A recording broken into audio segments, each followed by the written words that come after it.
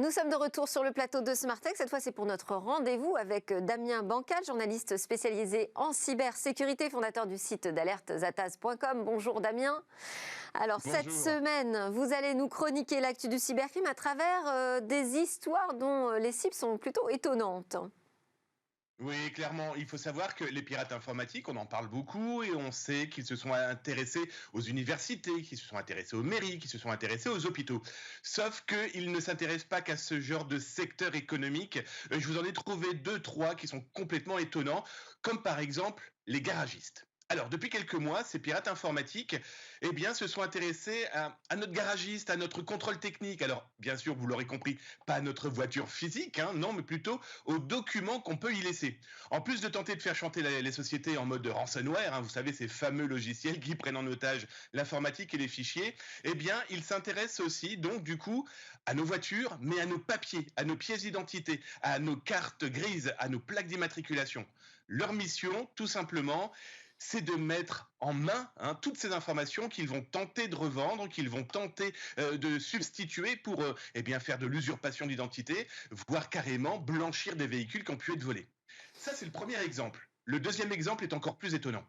On vous écoute sur le deuxième exemple.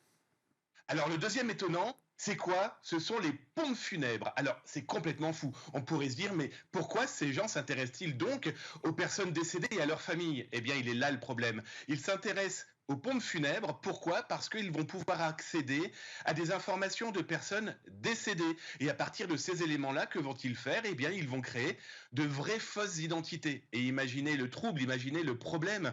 Vous vous retrouvez, vous, parent de quelqu'un décédé, ami, eh bien, avec peut-être une plainte pour malversation sous le nom du défunt. Les malveillants, c'est ça qu'ils recherchent. Toutes les données d'une personne décédée. Et dans ces données, par exemple, c'est quelle est sa page Facebook, quels sont ses mots de passe. Comme vous pouvez le voir là à l'écran, par exemple, c'est une boutique qui ne vend que des données volées. Et ils les vendent à qui? À d'autres pirates informatiques. Alors imaginez si ces pirates accèdent par exemple au Facebook ou au compte mail d'une personne décédée, eh bien c'est véritablement le problème parce qu'ils vont pouvoir se faire passer pour lui et une personne décédée va avoir drôlement du mal à pouvoir se défendre. Et le défunt ne pourra pas se plaindre et les familles face à des plaintes impossibles à vérifier sont complètement dans le désarroi. Allez, un dernier exemple très rapidement, c'est sur les sites de rencontres. Oui, c'est complètement fou. Là aussi, je vous ai trouvé une boutique où les pirates se sont intéressés à tous les sites de rencontres. Alors, ils se sont dit, je ne vais pas pirater les sites de rencontres, mais comme vous le voyez à l'écran, ils se sont intéressés à tous les internautes qui vont sur ces sites de rencontres. Et leur mission, c'est quoi? Eh bien, d'accéder d'abord à vos secrets intimes. Après tout, les rencontres amoureuses, c'est très intime. Mais donc, il va y avoir possibilité d'usurpation d'identité, mais aussi tenter de piéger d'autres personnes. Imaginez peut-être, vous êtes en contact avec une dame ou un monsieur travaillant pour une grande entreprise. Eh bien le pirate, par ce biais-là, tentera de les attaquer grâce à vous par rebond.